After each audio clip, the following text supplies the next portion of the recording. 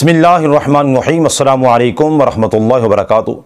तो नाज़रीन, आज का हमारा टॉपिक है कि आपका पीर मुर्शिद है या मुर्शद।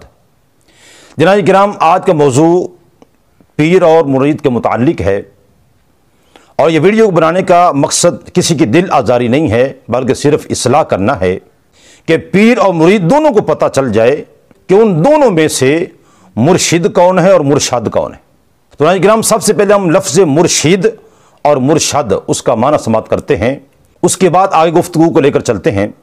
शीन के ज़ेर के साथ मुर्शिद, इसका माना है सीधी राह दिखाने वाला, और शीन के ज़बर के साथ मुर्शद, इसका माना है कि वो शख्स जिसे खुद सीधे रास्ते की ज़रूरत होती है। तो नाज़रीन किराम, अक्सर तौर पर यह देखा गया है कि पीर और मुरीद दोनों में से किसी को मालूम ही नहीं कि उनमें से मुर्शिद कौन है और मुर्शद कौन है। पीर अपने आप को मुर्शिद समझता है, लेकिन अक्सर पीर देखे गए कि वो मुर्शद हैं। तो इसके अंदर मुरीद जो है उसे भी देखना चाहिए कि मैं जिस पीर के हाथ पर बैत कर रहा हूं कि ये मुर्शिद है या मुर्शद है, ये सीधे रास्ते की तरफ मेरी रहनुमाई करने वाला है या खुद ही इसे सीधे रास्ते की ज़रूरत है।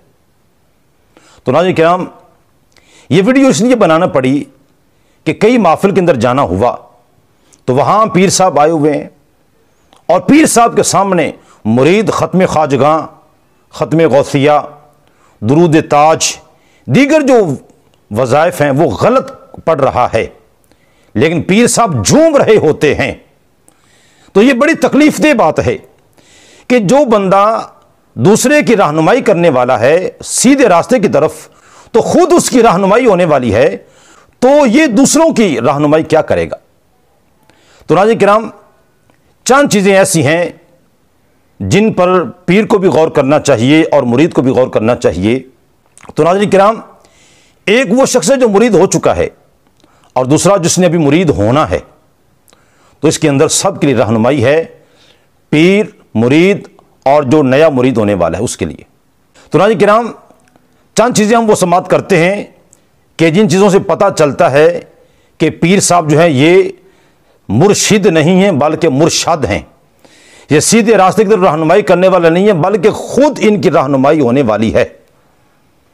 तो वो कौन कौन सी चीज़ें हैं, आइए हम समाप्त करते हैं। तो नाज़रीन किराम, जब आप ये देखें कि पीर जो है वो मालदार मुरीद को जल्दी मिले और गरीब मुरीद को लाइन में खड़ा करे, और गरीब मुरीद के जब मिलने का वक़्त आए तो मुलाकात का टाइम ख़त्म कर दिया जाए, तो समझ लें ये मुर्शिद नहीं है बल्कि मुर्शद है।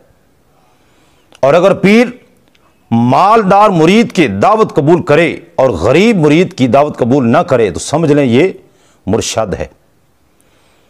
पीर साहब मालदार मुरीद जो है उसके जनाजे पर जाएं और गरीब के जनाजे पर ना जाएं, तो आप खुद ही समझ लें कि ये सीधे रास्ते की रहनुमाई करने वाले नहीं हैं बल्कि खुद इनकी रहनुमाई होने वाली है।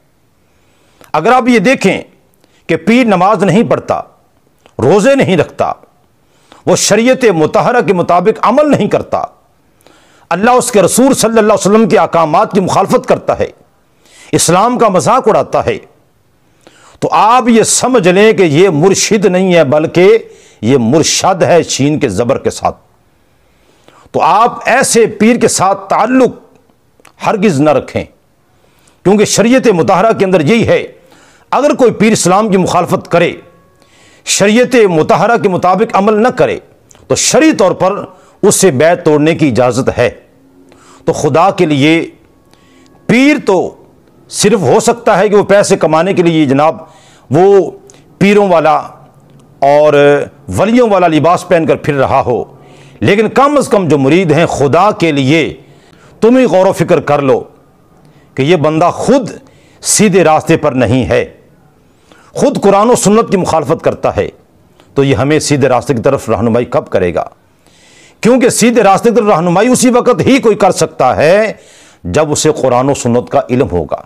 लेकिन जब पीर साहब खुद ही कुरान और सुन्नत से फारिग हैं, उन्हें पहला कलिमा सही नहीं आता, दुआ कुनूत नहीं आती, नमाज नहीं आती, उन्हें नमाज के मसाइल नहीं आते, नमाज जनाजा नहीं आती, उसे इस्लाम के दीगर जो अहकामात हैं उसके बारे में मालूमात नहीं हैं, तो वो दूसरे की रहनुमाई कैसे करेगा। तो खुदा के लिए ऐसे 2 नंबर किस्म के जो पीर हैं उनसे बचना चाहिए। आप मुरीद हों, लेकिन ऐसे पीर के मुरीद जो वाकई मुर्शिद हो, जो सीधे रास्ते की तरफ आपकी रहनुमाई करे। दुआ करता हूँ अल्लाह ताला हमें अमल करने की तौफीक अता फरमाए। आमीन सुम्मा आमीन।